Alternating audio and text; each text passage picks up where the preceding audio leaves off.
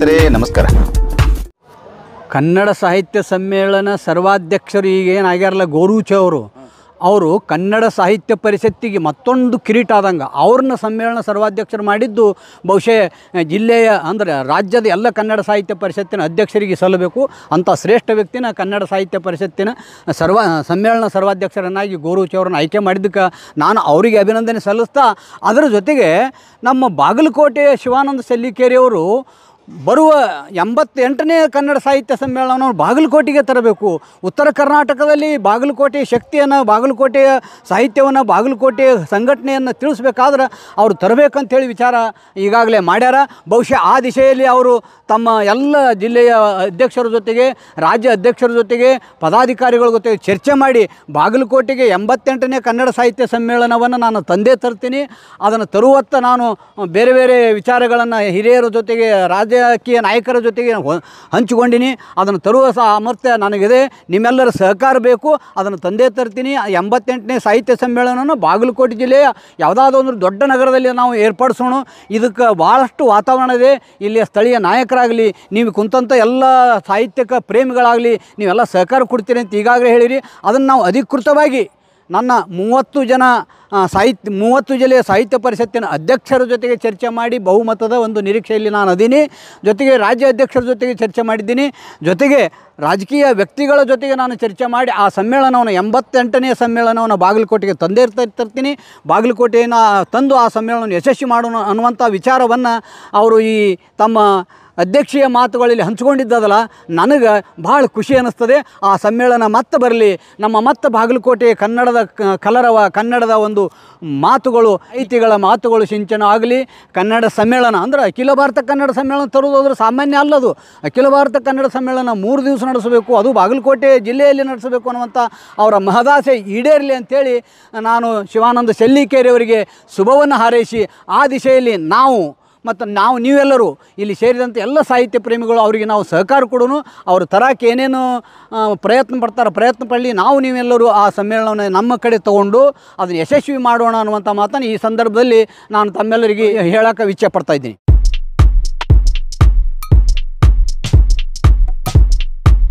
ನಮ್ಮ ಅಖಿಲ ಭಾರತ ಸಮ್ಮೇಳನ ಕೂಡ ಈ 2 ವರ್ಷದಲ್ಲಿ ನಾವು ತರಲಿಕ್ಕೆ ಜಿಲ್ಲಾಧ್ಯಕ್ಷರು ಮತ್ತು ಎಲ್ಲ ಸಾಹಿತ್ಯ ಪರಿಷತ್ತಿನ ಪದಾಧಿಕಾರಿಗಳು ನಾವು ಶ್ರಮ ವಹಿಸ್ತೀವಿ. ಆದರೆ ತಮ್ಮ ಜವಾಬ್ದಾರಿ ರಾಜಕೀಯ ಮಟ್ಟದಲ್ಲಿ ತಾವು ಕೂಡ ನಮಗಿಂತಲೂ ಹೆಚ್ಚಿನ ಪ್ರಯತ್ನ ಮಾಡ್ತೀರಿ ಅಂತ ಹೇಳಿ ನಾನು 2 ಮಾತನ್ನು ಮುಗಿಸ್ತಾ ಇದ್ದೀನಿ. ಇದೀಗ ತಾನೇ ಆಗಮಿಸಿದಂತಹ ಪ್ರೊಫೆಸರ್ ಗಂಗಾಧರ್ ಔಟೇರ್ ಅವರಿಗೆ ಕನ್ನಡ ಸಾಹಿತ್ಯ ಪರಿಷತ್ತಿನ ಪರವಾಗಿ ಸ್ವಾಗತವನ್ನು ಕೋರುತ್ತಾ ಅವರಿಗೆ ನಮ್ಮ ಭೋಗಿ ಗುರುಗಳು ಪುಸ್ತಕವನ್ನು ನೀಡಿ ಅವರನ್ನು ಸ್ವಾಗತಿಸಿಕೊಳ್ಳಬೇಕಾಗಿ ಕೇಳಿಕೊಳ್ಳುವುದು.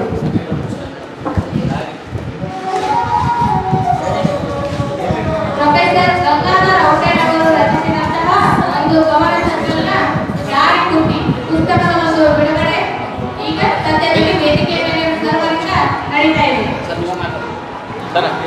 ಶಂಕರ್ ಶ್ರೀ ಶಂಕರ್ ಬೈಜುಮಾಳ ಹಿರಿಯ ಸಾಹಿತಿಗಳು ಬಿಜಾಪುರ ಅವರಿಂದ ಪುಸ್ತಕ ಬಿಡುಗಡೆ ಕಾರ್ಯಕ್ರಮ.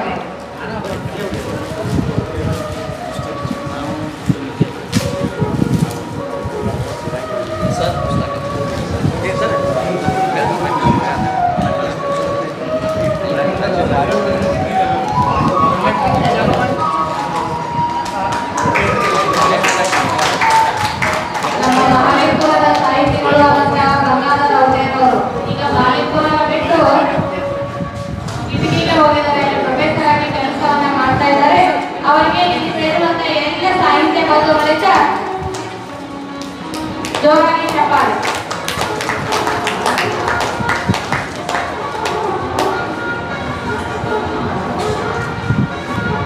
ದಾರಿ ಬುದ್ಧಿ ಕೃತಿಯ ಲೇಖಕರು ಆಗಿರುವಂತಹ ಪ್ರೊಫೆಸರ್ ಗಂಗಾಧರ್ ಔಟೇರ್ ಅವರಿಂದ ಈ ಒಂದು ಸಾಧನಾ ಸಮಾವೇಶ ಹಾಗೂ ಅಭಿನಂದನಾ ಸಮಾರಂಭದ ಕುರಿತು 12 ನುಡಿಗಳು. ಆತ್ಮೀಯ ಬಂಧುಗಳೇ, ಬಹುತೇಕ ಇಲ್ಲಿಯವರೆಗೆ ತಡ ಮಾಡಿ ಬಂದಿದ್ದಕ್ಕೆ ತಮಗೆಲ್ಲರಿಗೂ ಅನಂತ ಕ್ಷಮೆಗಳನ್ನು ಕೇಳ್ತೀವಿ. ಯಾಕಂದರೆ ಸಮಯ ನಮಗಾಗಿ ಕಾಯುವುದಿಲ್ಲ, ನಾವು ಸಮಯಕ್ಕಾಗಿ ಹೊಂದಾಣಿಕೆಯನ್ನು ಮಾಡಿಕೊಳ್ಳಬೇಕು. ಹೀಗಾಗಿ ನಮಗೆ ಅನಿವಾರ್ಯವಾಗಿ ಸಮಯ ಕೈಕೊಟ್ಟಿರುವುದರಿಂದ ನಾನು ನಿಮ್ಮಲ್ಲಿ ಅನನ್ಯತೆಯಿಂದ ಮತ್ತು ಪ್ರೀತಿಯಿಂದ ನಮ್ಮನ್ನು ಕ್ಷಮೆ ಕೇಳಿ ನನ್ನ ಮಾತುಗಳನ್ನು ಪ್ರಾರಂಭ ಮಾಡ್ತೀನಿ. ನಾವು ಭಾಳ ಹೊತ್ತು ಮಾತಾಡೋಂಗಿಲ್ಲ, ನೀವೇನು ತಿಳ್ಕೊಂಡಿರ್ಬೋದು. ಗಂಟೆ ಹೊಡಿತಾನೆ ಮಾತಾಡ್ತಾನೆ ಮಾಸ್ತರಿವ ಅಂತ ಇಲ್ಲ. ನಾನು ಭಾಳ ಸರಳ ಇದ್ದೀನಿ ಮತ್ತು ನನಗೆ ಕೊಟ್ಟ ವಿಷಯಗಳು ಕೂಡ ಭಾಳ ಸರಳ. ನನಗೆ ಕೊಟ್ಟ ವಿಷಯ ಬಾಗಲಕೋಟೆ ಜಿಲ್ಲೆಯಲ್ಲಿರುವಂಥ ದತ್ತಿಗಳ ಬಗ್ಗೆ ಮಾತನಾಡಲಿಕ್ಕೆ ನನಗೆ ಅಧ್ಯಕ್ಷರು ಹೇಳಿದರು. ಹೀಗಾಗಿ ಈ ಸಮಾರಂಭದ ಘನ ಅಧ್ಯಕ್ಷತೆಯನ್ನು ವಹಿಸಿದಂಥ ಗೆಳೆಯ ಸತೀಶ್ ಹಜಾರೆ ಅವರು ಬರಬೇಕಾಗಿತ್ತು. ಆದರೆ ಗೆಳೆಯ ಸತೀಶ್ ಹಜಾರೆ ಬರದೇ ಇದ್ದರೂ ಕೂಡ ಅವರಿಗೆ ನಾನು ಅವ್ರನ್ನ ನೆನೆಸಿ ವೇದಿಕೆ ಮೇಲೆ ಆಸೀನರಾದಂಥ ಹಿರಿಯರು ಮತ್ತು ಬಿಜಾಪುರ ಜಿಲ್ಲೆಯ ಶ್ರೇಷ್ಠ ಸಾಹಿತಿಗಳು ವಾಗ್ಮಿಗಳಾದಂಥ ಶ್ರೀಯುತ ಶಂಕರ್ ಬೈಚಬಾಳ್ ಅವರನ್ನು ಮತ್ತು ವೇದಿಕೆ ಮೇಲೆ ನನಗೆ ಗುರು ಸಮಾನರಾದ ಎಲ್ಲರಲ್ಲಿ ಕೂಡ ನಾನು ಅನಂತ ನಮಸ್ಕಾರಗಳನ್ನು ಹೇಳಿ ಮುಂದಿರುವಂಥ ಎಲ್ಲ ಗುರು ಬಂಧುಗಳಿಗೂ ಕೂಡ ಶರಣೋತ್ತುಗಳನ್ನು ಹೇಳಿ ನನ್ನೆರಡು ಮಾತುಗಳನ್ನು ಮಾತನಾಡ್ತೀನಿ. ಜೋಶಿಯವರು ಇರ್ಬೋದು, ಬದಾಮಿಯವರು ಇರ್ಬೋದು, ಇಲ್ಲಿಯವರೆಗೆ ನಿಮ್ಮ ಮುಂದೆ ಹಲವಾರು 3 ವರ್ಷಗಳ ಸಾಹಿತ್ಯ ಪರಿಷತ್ತಿನ ಸಮಾವೇಶದ ಕುರಿತು ಮಾತನಾಡಿರ್ಬೋದು. ನಾನು ನನಗೆ ಒಂದು ತಕರಾರು, ಏನು ರೀ ತಕರಾರು ಚಲೋ ಮಾಡಿದ್ರಲ್ಲ ಅನ್ನಬಾರ್ದು. ಯಾಕಂದ್ರೆ ಸಾಹಿತಿಗಳಾದವರು ಸಾಮಾಜಿಕ ಜವಾಬ್ದಾರಿಯನ್ನು ಹೊಂದಿದವರು. ಸಾಹಿತಿಗಳಿಗೆ ಸಾಮಾಜಿಕ ಜವಾಬ್ದಾರಿ ಇದೆ ಮತ್ತು ಕಳಕಳಿ ಇದೆ, ಕಾಳಜಿ ಇದೆ, ಪ್ರೀತಿ ಇದೆ, ಒಲವಿದೆ, ಮಮತೆ ಇದೆ. ಈ ಒಲವು, ಪ್ರೀತಿ, ಮಮತೆಯ ಹಿಂದೆ ಅವರ ಶ್ರಮ ಇದೆ. ಆ ಶ್ರಮ ಇದ್ದರೆ ಮಾತ್ರ ಈ ಕಾಳಜಿ, ಒಲವು ಮತ್ತು ಜವಾಬ್ದಾರಿ ಬರಲಿಕ್ಕೆ ಸಾಧ್ಯ. ಬಹುತೇಕ 3 ವರ್ಷಗಳ ಹಿಂದೆ ಶಿವಾನಂದ ಸಲ್ಲಿಕೇರಿಯವರು ಅಧ್ಯಕ್ಷರಾಗುವಾಗ ಬಹುತೇಕ ನೀವುಗಳೆಲ್ಲ ಎಲ್ಲಿಯವರೆಗೆ ಅವರನ್ನು ಗೆಲ್ಲಿಸುವ ತರಾತುರಿಯಲ್ಲಿದ್ದೀವಿ ಅಂದರೆ ಬಹುತೇಕ ನಮಗೆ ರಬಕವಿ, ಬನ್ನಟ್ಟಿ ಮತ್ತು ಮಾಲಿಂಗ್ಪುರ್, ತೇರ್ದಾಳ್ ಈ ಪಟ್ಟಣಗಳಲ್ಲೇ ಹೇರಳವಾಗಿ ಅವರಿಗೆ ಹೆಚ್ಚು ಅಧಿಕ ಬಹುಮತಗಳನ್ನು ಕೊಟ್ಟಂಥ ತಾಲೂಕಿದೆ. ನಾನು ಸ್ವತಃ ಅವತ್ತು ಇಲ್ಲಿದ್ದು ಆ ಕೆಲಸವನ್ನು ಮಾಡಿದಾಗ ನನಗೆ ಗೊತ್ತಿದೆ. ಹೀಗಾಗಿ ಈ ಭಾಗದ ಜನ ಸಲ್ಲಿಕೇರಿಯವರ ಬಗ್ಗೆ ಒಂದು ನಂಬಿಕೆಯನ್ನು ಇಟ್ಟುಕೊಂಡಿತ್ತು. ಏನಾದರೂ ಸಾಂಸ್ಕೃತಿಕವಾಗಿ ಆಗಲಿ, ಕಲೆ ಮತ್ತು ಶಿಲ್ಪಗಳ ಇತಿಹಾಸದ ಬಗ್ಗೆ ಏನಾದರೂ ಆಗುತ್ತೆ, ಕೆಲಸ ಆಗುತ್ತೆ ಅನ್ನುವಂಥ ಅವರ ಆಶಯದಂತೆ ಬಹುತೇಕ ನನಗೆ ಬನ್ನಟ್ಟಿ ಮತ್ತು ರಬಕವಿ ತಾಲೂಕು ನಿಜವಾಗಿಯೂ ಉತ್ತಮವಾದ ಕೆಲಸವನ್ನು ಮಾಡಿದ್ದಾರೆ.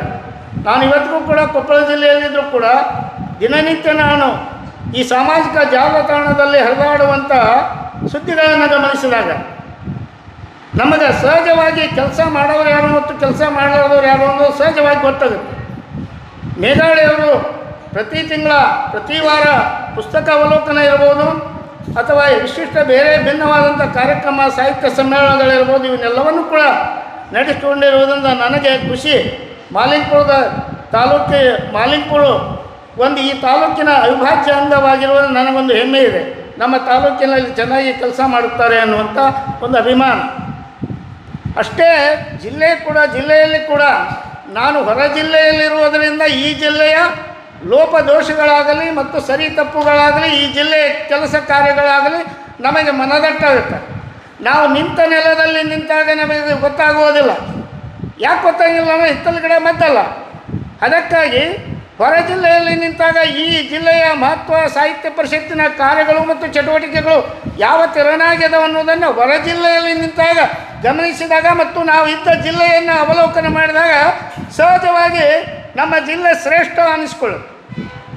ನಾನು ಇವತ್ತಿಗೂ ನೀವು ಪ್ರಾಮಾಣಿಕವಾಗಿ ಹೇಳ್ತೀನಿ, ಕೊಪ್ಪಳ ಜಿಲ್ಲೆಯಲ್ಲಿ ಇವತ್ತಿಗೂ ಕೂಡ ಕೆಲವೊಂದು ದತ್ತಿ ನಿಧಿ ಕಾರ್ಯಕ್ರಮಗಳು ನಡೆದೇ ಇಲ್ಲ. ನಮ್ಮ ಕುಕನೂರು ತಾಲೂಕಿನಲ್ಲಿ 7 ದತ್ತಿ ನಿಧಿಗಳು ಅದಾವ ಅಂತ ಹೇಳ್ತಾರೆ. ಅಲ್ಲೇ ಗೆಳೆಯ ಕುಂಬಾರ ಅಂತ ತಿಳ್ಕೊಂಡೋದಾರೆ, ಸರ್ ನಮ್ಮಲ್ಲಿ ಏನು ನಡೆಸೇ ಇಲ್ಲ ನಾವು ಅಂತಾನೆ. ಅಂದರೆ ಈ ದತ್ತಿ ನಿಧಿ ಯಾಕೆ ಇಡ್ತಾರೆ? ಯಾಕೆ ದತ್ತಿ ನಿಧಿಗಳನ್ನು ಇಡುವ ಉದ್ದೇಶ ಏನು?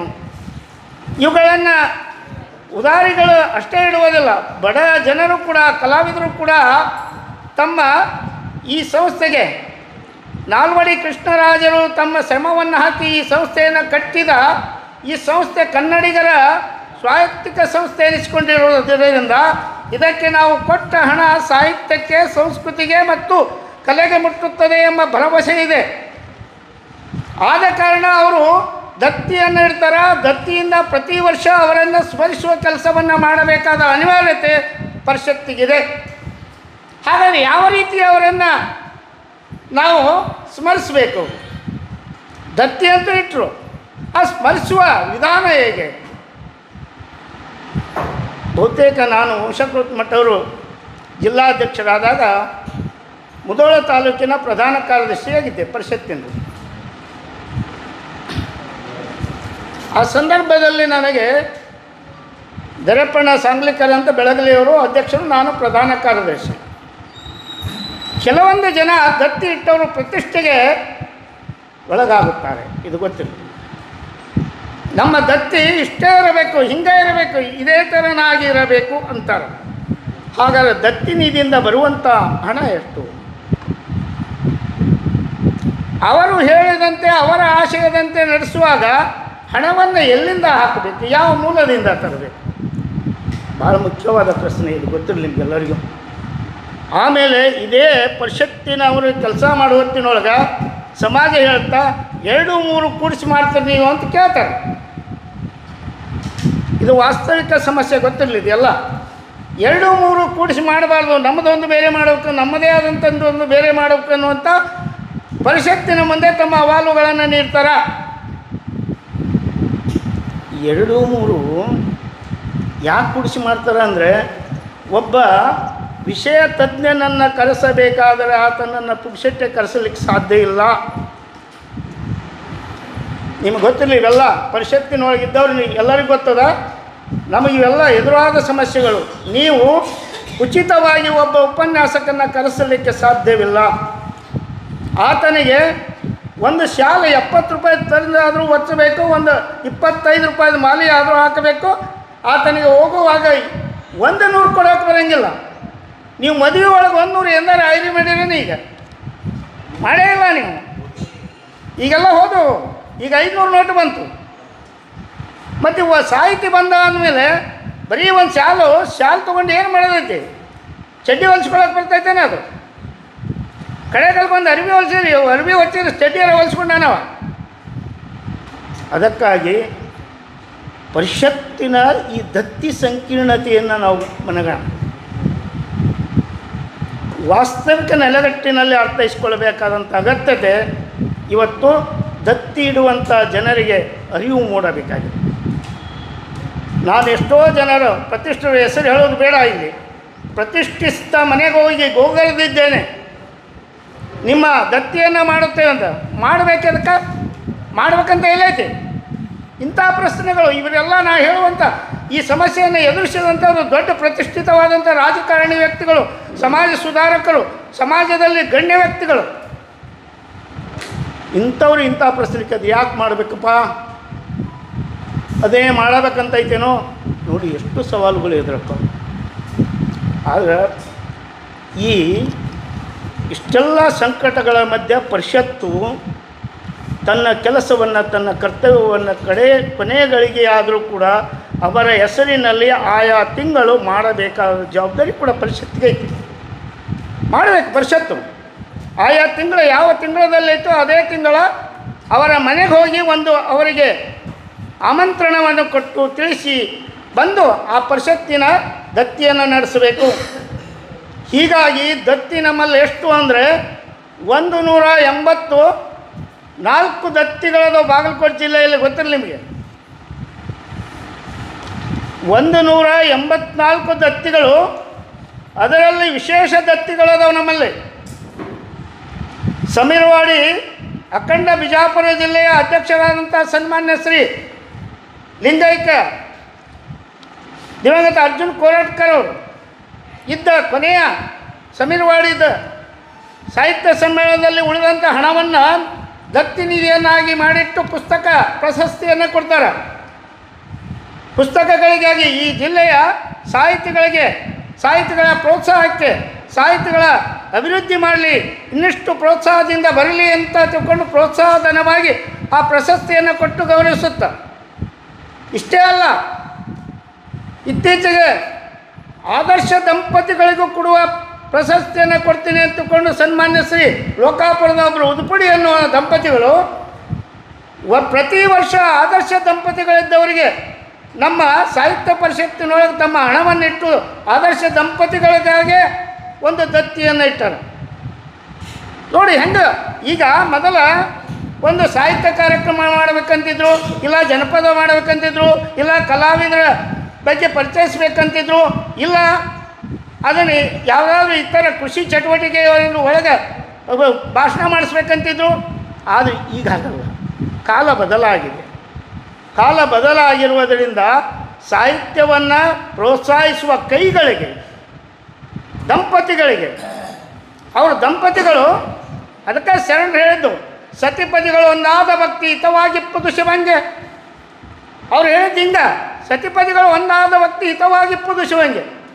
ಅಂದರೆ ಸತಿಪದಿಗಳು ಒಂದಾಗಿನೇ ಕೊಡಬೇಕು ಅಂತಕೊಂಡು ಉದ್ಪುಡಿಯವರ ಉದ್ದೇಶ ಇವತ್ತು ನಿಜವಾಗಿ ನಾವು ಚಪ್ಪಾಳೆ ತಟ್ಟಬೇಕು.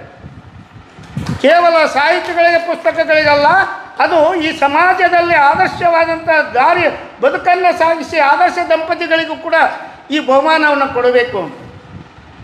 ಇದರ ಜೊತೆಗೆ ಸನ್ಮಾನ್ಯ ಶ್ರೀ ಜಮಖಂಡಿಯ ಶಾಸಕರಾದಂಥ ಸನ್ಮಾನ್ಯ ಶ್ರೀ ಜಗದೀಶ್ ಕುಡುಗುಂಟಿಯವರು ಒಬ್ಬ ಇಂಜಿನಿಯರಿಗೆ ಪ್ರತಿ ವರ್ಷ ಇಂಜಿನಿಯರಿಗಾಗಿನ ಪ್ರತಿ ವರ್ಷ ಒಂದು ದತ್ತಿ ನಿಧಿಯನ್ನು ಇಟ್ಟರು. ಪ್ರತಿ ವರ್ಷ ಒಳ್ಳೆ ಉತ್ತಮ ಸಾಧಕ ಇಂಜಿನಿಯರ್ ಅನಿಸ್ಕೊಂಡಂಥ ಜಿಲ್ಲೆಯ ಮತ್ತು ರಾಜ್ಯದ ಶ್ರೇಷ್ಠ ಒಬ್ಬ ಅಭಿಯಂತರರಿಗೆ ಕೊಡಬೇಕು ಪ್ರಶಸ್ತಿಯನ್ನು ಅಂದರು. ಮೊದಲದು ಸೀಮಿತ ಎಲ್ಲಿತ್ತು ಅಂದ್ರೆ ಬರೀ ನಮ್ಮ ಸಾಹಿತ್ಯ ಸಂಸ್ಕೃತಿಗೆ ಸೀಮಿತವಾಗಿತ್ತು. ಪರಿಷತ್ತು ಇವತ್ತು ತನ್ನ ತನವನ್ನು ಬೆಳೆಸಿಕೊಂಡಿದೆ. ಪರಿಷತ್ತು ಮತ್ತೆ ಹೊಸ ಹೆಜ್ಜೆಯನ್ನು ಇಟ್ಟಿದೆ. ಹೀಗಾಗಿ ಒಬ್ಬ ಅಭಿಯಂತರಿಗೆ ಕೊಡಿಸುವಂಥ ಕೆಲಸವನ್ನು ಸನ್ಮಾನ್ಯ ಶ್ರೀ ಗುಡುಗುಂಟಿಯವರು ಮಾಡ್ತಾರೆ. ಆ ಬಳಿಕ ಇದರ ಜೊತೆಗೆ ಪ್ರತಿ ವರ್ಷವೂ ಕೂಡ ಒಬ್ಬ ಸಹಕಾರಿ ದುಡಿಮೆರಿಗೆ ಕೊಡಬೇಕು ಅಂತಕೊಂಡು ಸಹಕಾರಿ ರಂಗದಲ್ಲಿ ಹೆಸರುವಾಸಿಯಾದಂಥ ಸಹಕಾರಿ ರಂಗದಲ್ಲಿ ದುಡಿದಂಥ ಶ್ರಮಿಸಿದಂಥ ಸಾಧಕನಿಗೆ ಪ್ರತಿ ವರ್ಷ ಸಾಹಿತ್ಯ ಪರಿಷತ್ತು ಒಳ್ಳೆಯ ಸಹಕಾರಿಗೆ ಕೊಡಬೇಕು ಅಂತಕೊಂಡು ಸನ್ಮಾನ್ಯ ಶ್ರೀ ಇವತ್ತು ಸ್ಮರಿಸಬೇಕು ನಾವೆಲ್ಲ. ಶ್ರೀಯುತ ಮಾಜಿ ಮಂತ್ರಿಗಳು ಮತ್ತು ವಿಧಾನ ಪರಿಷತ್ತಿನ ಸದಸ್ಯರು ಮತ್ತು ವಿಧಾನ ಪರಿಷತ್ತಿನ ವಿರೋಧ ಪಕ್ಷದ ನಾಯಕರಾಗಿ ಕೆಲಸವನ್ನು ಮಾಡಿದಂಥ SR ಪಾಟೀಲರು ಈ ಪ್ರಶಸ್ತಿಯನ್ನು ವಾಗ್ದಾನ ಮಾಡಿದ್ದಾರೆ. ನಾನು ಕೊಡ್ತೀನಿ. ಮನುಷ್ಯ ದುಡ್ಡು ಕೊಡುವುದು ಯಾವಾಗ ಗೊತ್ತನೋ? ದುಡ್ಡು ಹಾಗೆ ಕೊಡೋಂಗಿಲ್ಲ. ಮನುಷ್ಯ ದುಡ್ಡು ಯಾವಾಗ ಕೊಡ್ತಾನೆ ಅಂದರೆ ನಂಬಿಕೆ ಬರಬೇಕು. ಇದು ಸದ್ಬಳಕೆ ಆಗುತ್ತದೆ, ಸಚ್ಚಾರಿತ್ರಕ್ಕೆ ಹೋಗುತ್ತದೆ, ಸತ್ಪಾತ್ರಕ್ಕೆ ಸಲ್ಲಿದ ವ್ಯಕ್ತಿಗೆ ಮಾತ್ರ ಈ ಪ್ರಶಸ್ತಿ ಹಣ ಮುಟ್ಟುತ್ತದೆ ಅನ್ನುವಂಥ ನಂಬಿಕೆ ಇದ್ದಾಗ ಮಾತ್ರ ಇಂತಹ ಬಹುಮಾನಗಳನ್ನು ಇಡಲಿಕ್ಕೆ ಸ್ವತಃ ದಾನಿಗಳು ಮುಂದೆ ಬರುತ್ತಾರೆ. ಅಂಥ ಕೆಲಸವನ್ನು ನಮ್ಮ ಬಾಗಲಕೋಟೆ ಜಿಲ್ಲಾ ಸಾಹಿತ್ಯ ಪರಿಷತ್ತು ಮಾಡಿ ಬಹುತೇಕ ನನಗನ್ಸುತ್ತಾ ಇಲ್ಲಿ ಬಾಗಲಕೋಟೆ ಜಿಲ್ಲಾ ಮತ್ತು ಬಿಜಾಪುರ ಜಿಲ್ಲಾ ಅವಿಭಜಿತ ಜಿಲ್ಲೆ ವಿಭಜನೆಗೊಂಡ ಬಳಿಕ ಮೊದಲನೇ ಅಧ್ಯಕ್ಷರಾದವರು ಸನ್ಮಾನ್ಯ ಶ್ರೀ BR ಪೊಲೀಸ್ ಪಾಟೀಲರು ಅಂತ ಕಾಣುತ್ತೆ. ಮೊದಲನೇ ಅಧ್ಯಕ್ಷರು. ನಾವೆಲ್ಲ ಆವಾಗ SRAದೊಳಗೆ ಕೊಡಗಾವಿ ಸರ್ ಮುಂದೆ ಪಾಠ ಮಾಡ್ತಿದ್ವಿ. ಹೀಗಾಗಿ ಅವರಿದ್ದರು. ಆ ಬಳಿಕ ಅವರು ಬಹುತೇಕ ಅವರಿಗೂ ಕೂಡ ಒಂದು ಕೀರ್ತಿಯ ಕಿರೀಟ ಇದೆ. ಅಖಿಲ ಭಾರತ ಸಾಹಿತ್ಯ ಸಮ್ಮೇಳನ ನಡೆಸಿದಂಥ ಕೀರ್ತಿ BR ಪೊಲೀಸ್ ಪಾಟೀಲ್ ಸಲ್ಲಬೇಕು ನಮ್ಮ ಜಿಲ್ಲೆಯಲ್ಲಿ. ಆದರೆ ಅವರು ಹೆಚ್ಚು ದತ್ತಿ ನಿಧಿಯ ಬಗ್ಗೆ ಗಮನ ಕೊಡಲಿಲ್ಲ. ಆದರೆ ಅವರ ಬಳಿಕ ಬಂದಂಥ ಶ್ರೀಯುತ ಅನ್ನದಾನಿ ಹಿರೇಮಠ ಅವರು ಈ ಕನ್ನಡ ಸಾಹಿತ್ಯ ಪರಿಷತ್ತಿಗೆ ಆರ್ಥಿಕವಾಗಿ ಸ್ವಾವಲಂಬನೆಯನ್ನು ತಂದುಕೊಡಲಿಕ್ಕೆ ದತ್ತಿ ನಿಧಿಯನ್ನು ಹೇರಳವಾಗಿ ದತ್ತಿ ನಿಧಿ ಮತ್ತು ಸದಸ್ಯತ್ವವನ್ನು ಯೋಜನೆ ಹೆಚ್ಚುಗೊಳಿಸಿದಂಥ ಕೀರ್ತಿ ಲಿಂಗೈಕ್ಯ ಅನ್ನದಾನಿ ಹಿರೇಮಠ ಅವರು ಸಲ್ಲ. ನಂತರ ಬಂದಂಥ ವಂಶಕೃತ್ ಮಠ ಅವರಿಗೆ ಆಗಿರ್ಬೋದು, ಶ್ರೀಶೈಲ ಕಶೇಂದ್ರಿಯವರಾಗಿರ್ಬೋದು, ಇವರೆಲ್ಲ ಸಮ್ಮೇಳನದ ಉಸ್ತುವಾರಿಗಳನ್ನು, ಜಿಲ್ಲಾ ಸಮ್ಮೇಳನ, ತಾಲೂಕಾ ಸಮ್ಮೇಳನಗಳನ್ನು ಚಾಚು ತಪ್ಪದೆ ನಡೆಸಿದಂಥ ಕೀರ್ತಿ ಇವರಿಗೆ ಸಲ್ಲಬೇಕು. ಯಾರೂ ಅಧ್ಯಕ್ಷರಾದವ್ರನ್ನ ದಯವಿಟ್ಟು ನಾವು ಅವಗಣನೆ ಮಾಡಬಾರದು. ಆಯಾ ಕಾಲಘಟ್ಟದಲ್ಲಿ, ಆಯಾ ಸಂದರ್ಭದಲ್ಲಿ ಯಾರಿಗೆ ಎಷ್ಟು ತಮ್ಮ ಕಡೆಯಿಂದ ಶಕ್ತಿ ಮೀರಿ ಕೆಲಸವಾಗುತ್ತದೆ ಅಂಥವರು ಎಲ್ಲರೂ ಕೂಡ ಈ ಸಾಹಿತ್ಯ ಪರಿಷತ್ತನ್ನು ಸದೃಢವಾದ ಕನ್ನಡಿಗರ ಹೆಮ್ಮೆಯ ಸಂಸ್ಥೆ ಅಂತ ಹೇಳಬೇಕು ಅಂತ ಅನ್ನುವಷ್ಟು ಕೆಲಸವನ್ನು ಮಾಡಿದ್ದಾರೆ. ಬಹುತೇಕ ನಾನು ಮರೆತೆ GS ಕೋಟಿಯವರು ಕೂಡ ಈ ಜಿಲ್ಲಾ ಅಧ್ಯಕ್ಷರಾಗಿದ್ದರು. ಆ ಬಳಿಕ ಆದವರು ಶ್ರೀಯುತ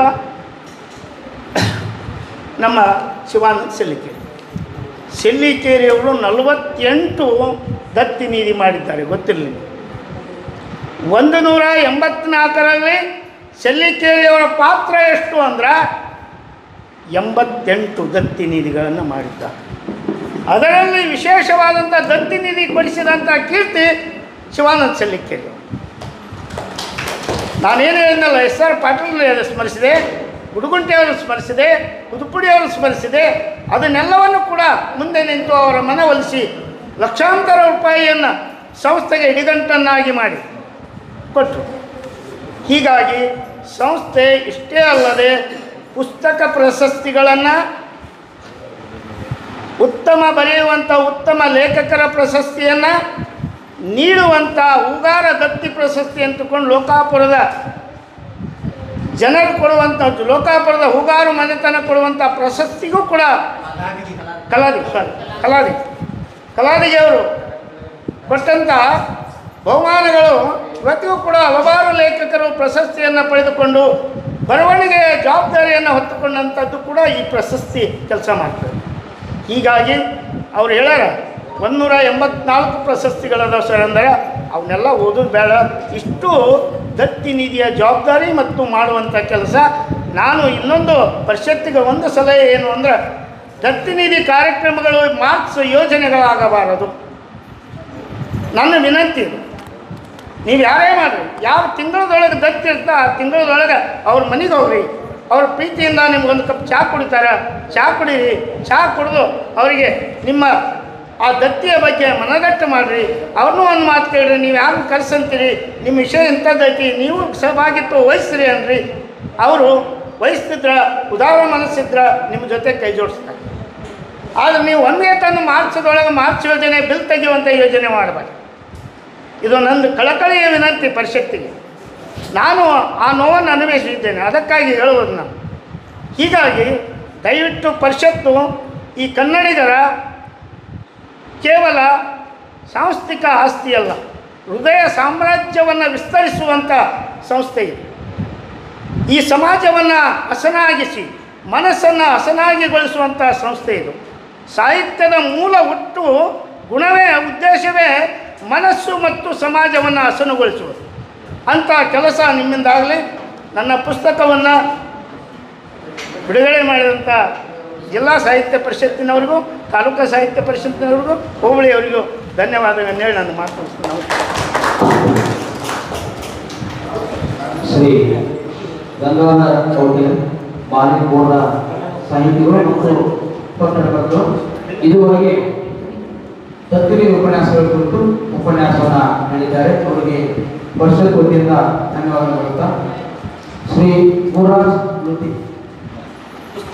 ಈ ನಮ್ಮ ಸಾಧನಾ ಸಮಾವೇಶ ಮತ್ತು ಅಭಿನಂದನಾ ಸಮಾರಂಭದ ಸ್ಥಳಾಧಾರವನ್ನು ಕೊಟ್ಟುವಂಥ ಶ್ರೀಯುತ ಈ ಸಂಸ್ಥೆಯ ಅಧ್ಯಕ್ಷರಾದಂಥ ಸತೀಶ್ ಹಜಾರೆ ಅವರು ಇದೀಗ ಈ ವೇದಿಕೆಯ ವ್ಯವಸ್ಥೆ ಅವರನ್ನ ಜೋರ ಚಪ್ಪಾಳೆ ಬರಮಾಡಿಕೊಳ್ಳಬೇಕಂತ ನಾವೆಲ್ಲರೂ ಕೇಳ್ಕೊಳ್ತೇವೆ. ಶ್ರೀ ಸತೀಶ್ ಹಜಾರೆ ಸಂಸ್ಥಾಪಕ ಚೇರ್ಮನ್ರು, ಹಜಾರೆ ಫೌಂಡೇಶನ್ ಸಮೂಹ ಶಿಕ್ಷಣ ಸಂಸ್ಥೆಗಳು ಹೊಸರು. ಇದೀಗ ಆಗಮಿಸಿದ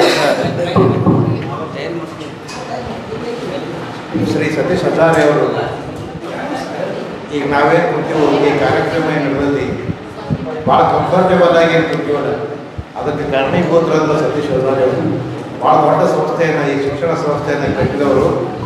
ಅದ್ರ ಜೊತೆಗೆ ಬೇರೆಯವರಿಂದ ಬಂದವರಿಗೆ ಅವ್ರದ್ದು ಸ್ವಲ್ಪ 1-2 ಮಿನಿಟ್ ಹೇಳ್ತಾನೆ. ಹಜಾರೆ ಬಜಾರ್ ಅಂತ ಮಾಡಿ ದೊಡ್ಡ ಡಿಮಾರ್ಟ್ ನಾವು ಬಿಗ್ ಬಜಾರ್ ನೋಡಿವು. ಅದಕ್ಕೆ ಸರಿಸಮಾನವಾದಂಥ ಒಂದು ವ್ಯಾಪಾರಿ ಸಂಸ್ಥೆಯನ್ನು ರೊಕ್ಕವಿಗೆ ಕೊಟ್ಟವರು ಅವರು ಸತೀಶ್ ಹಜಾರೆ ಅವರು. ಅದಕ್ಕೆ ಹಜಾರೆ ಟೆಕ್ಸ್ಟೈಲ್ಸ್ ಹಜಾರೆ ಬಜಾರ್ ಎರಡೂ ಕೂಡಿದ್ರು. ಹಜಾರೆ ಟೆಕ್ಸ್ಟೈಲ್ಸ್ ಅವ್ರು 500 ಮಂದಿಗೆ ಉದ್ಯೋಗ ಕೊಟ್ಟರೆ ಇವ್ರ 300 ಮಂದಿಗೆ ಉದ್ಯೋಗ ಕೊಟ್ಟಾರ. ಇಲ್ಲಿ ಎಲ್ಲ ಶಿಕ್ಷಣದ ಪ್ರೇಮಿಗಳಿಗೆ ಎಲ್ಲರಿಗೂ ಇಲ್ಲಿ ಶಿಕ್ಷಕರಾಗಲಿ ಉಳಿದವರಾಗಲಿ ಎಲ್ಲ ಒಳ್ಳೆ ಇದನ್ನ ವ್ಯವಸ್ಥೆಯನ್ನು ಮಾಡಿಕೊಟ್ಟಂಥವ್ರು. ಸತೀಶ್ ಹಜಾರೆ ಅವ್ರಿಗೆ ನಾವು ಏನು ಉಪಮೆಗಳನ್ನು ಹಚ್ಚಬೇಕು, ಏನು ವಿಶ್ಲೇಷಣೆ ಹಚ್ಚಬೇಕು, ಏನು ನಾವು ತಿಳಿಯೋದು ಅಷ್ಟು ದೊಡ್ಡ ವ್ಯಕ್ತಿತ್ವ ಅವರು. ಇವತ್ತು ಉದ್ಘಾಟನೆ ಬರ್ರಂದ್ರೆ ನಾವು ಯಾವ ಮಾಡೋದಿಲ್ಲ ರೀ, ಸಾಹಿತ್ಯದ ಕಾರ್ಯಕ್ರಮ ನೀವೇ ಮಾಡಿರಿ ಅಂತೇಳಿ ಈಗ ಸುಮ್ಮನೆ ನಾವು ಮಾಡಿ ಹೇಳಿದಾಗ ಬರ್ತೀನಿ ಅಂತೇಳಿ ಬಂದಾರ. ಅದಕ್ಕೆ ನಮ್ಮ ಈ ಸಾಹಿತ್ಯ ಪರಿಷತ್ತಿನ ಪ್ರೀತಿಯ ಸಂಕೇತವಾಗಿ, ಗೌರವದ ಸಂಕೇತವಾಗಿ ಅವರಿಗೆ ನಾವೊಂದು ಸಣ್ಣ ಸನ್ಮಾನ ಮಾಡಿಸೋದು. ದಯವಿಟ್ಟು ನಮ್ಮ ಸನ್ಮಾನ ಸ್ವೀಕಾರ.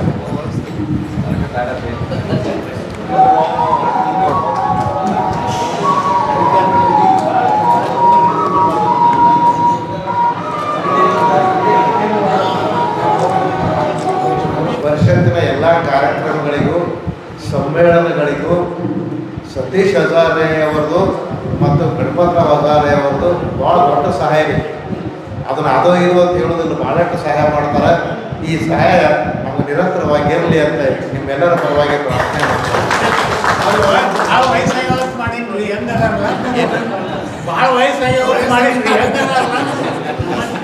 ನೋಡ್ರಿ ಒಡಗಾವ್ ಸೇರ್ತಾರೋ ಇಷ್ಟೆಲ್ಲ ಮಾಡ್ಯಾರ ಭಾಳ ವಯಸ್ಸಾಗಿರ್ಬೇಕು ಅಂತ ತಿಳ್ಕೊಂಡಿದ್ನಿ ಅಂತ. ಭಾಳ ಸಣ್ಣವ್ರು ಅಂದ್ರೆ ಅವ್ರು ಇನ್ನೂ ಮಾಡಬೇಕಾದ ಕೆಲಸ ಭಾಳ ಐತ್ರಿ. ಅದಕ್ಕೆ ಈಗ ಸ್ಟಾರ್ಟ್ ಮಾಡ್ಯಾರ ಅವ್ರು. ಹಿಂಗೆ ಜಗವಿರುವವರೆಗೆ ಜನವಿರಲಿಯಲ್ಲಿ ತಾತ್ವಿಕ ನೆಲೆಗಟ್ಟಿನ ಮೇಲೆ ಸಾತ್ವಿಕವಾಗಿರ್ತಕ್ಕಂಥ ವಿಚಾರಗಳನ್ನು ಬರಮಾಡಿರುವಂಥ ಆ ಬಸವಾದಿ ಶಿಕ್ಷಣವನ್ನು ನನ್ನ ಹೃದಯ ಮಂದಿರದಲ್ಲಿ ಸ್ಮರಿಸಿಕೊಳ್ತಾ, ವೇದಿಕೆ ಮೇಲಿರುವಂಥ ಸನ್ಮಾನ್ಯ ಸತೀಶ್ ಹಜಾರೆಯವರ ಆದಿಯಾಗಿ, ಶಿವಾನಂದ ಸೆಲ್ಕಿರಿಯವರ ಆದಿಯಾಗಿ ಎಲ್ಲ ಅತಿಥಿ ಅಭ್ಯಾಗತರೆ, ಎಲ್ಲ ನನ್ನ ಕನ್ನಡದ ಅಭಿಮಾನಿ ಬಂಧುಗಳೇ, ತಮ್ಮೆಲ್ಲರ ಅಂತರಾತ್ಮಕ್ಕೆ ಈ ಸಂದರ್ಭದಲ್ಲಿ ಶರಣೆಂದು ನನಗೆ ಕೊಟ್ಟಿರ್ತಕ್ಕಂಥ ವಿಷಯ ಪರಿಷತ್ತಿನ ಪ್ರಕಟಣೆಗಳು ಅನ್ನುವಂಥದ್ದು. ಪರಿಷತ್ತಿನಿಂದ 3 ವರ್ಷದ ಅವಧಿಯಲ್ಲಿ ಪ್ರಕಟಗೊಂಡಿರತಕ್ಕಂಥ ಪುಸ್ತಕಗಳ ಕುರಿತಾಗಿ ಮಾತನಾಡಲಿಕ್ಕೆ ಒಂದು ಅವಕಾಶವನ್ನು ಕೊಟ್ಟಿದ್ದಾರೆ. ಈಗಾಗಲೇ ನನ್ನೆಲ್ಲ ಸ್ನೇಹಿತ ವರ್ಗದವರು ಬಹಳ ಸುಂದರವಾಗಿ ಮಾತುಗಳನ್ನು ಹೇಳಿದ್ದಾರೆ.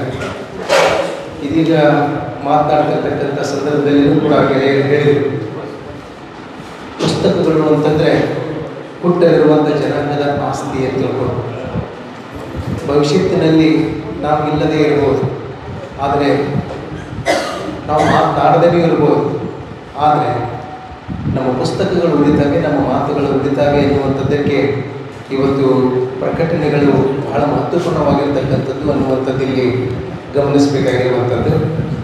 ಪುಸ್ತಕಗಳು ನಮ್ಮ ಸಾಂಸ್ಕೃತಿಕ ಜವಾಬ್ದಾರಿಯನ್ನು ಕೂಡ ಹೆಚ್ಚು ಮಾಡ್ತವೆ ಎನ್ನುವಂಥದ್ದನ್ನು ಕೂಡ ಇದೀಗ ನಮ್ಮ ಶಂಕರ್ ಬೇಚ್ಪಾಳ್ ಸರ್ ಅವರು ಹೇಳಿದ್ದಾರೆ. ಅಲ್ಲದೆ ನಮ್ಮ ಗಂಗಾಧರ ಔಟೇಟ್ ಸರ್ ಅವರು ಕೂಡ ಹೇಳಿದರು. ಏನು ಅಂತಂದರೆ, ಹೃದಯ ಸಾಮ್ರಾಜ್ಯವನ್ನು ವಿಸ್ತರಿಸುವಂಥ ಕೆಲಸ ನಮ್ಮ ಸಾಹಿತಿಗಳಿಂದ ಆಗಬೇಕಾಗಿದೆ, ಸಾಹಿತ್ಯ ಕೃತಿಗಳಿಂದ ಆಗಬೇಕಾಗಿದೆ ಎನ್ನುವಂಥ ಮಾತನ್ನು ಕೂಡ ಬಹಳ ಒಪ್ಪಿಕೊಳ್ಳುವಂಥದ್ದು ಅನ್ನುವಂಥದ್ದು.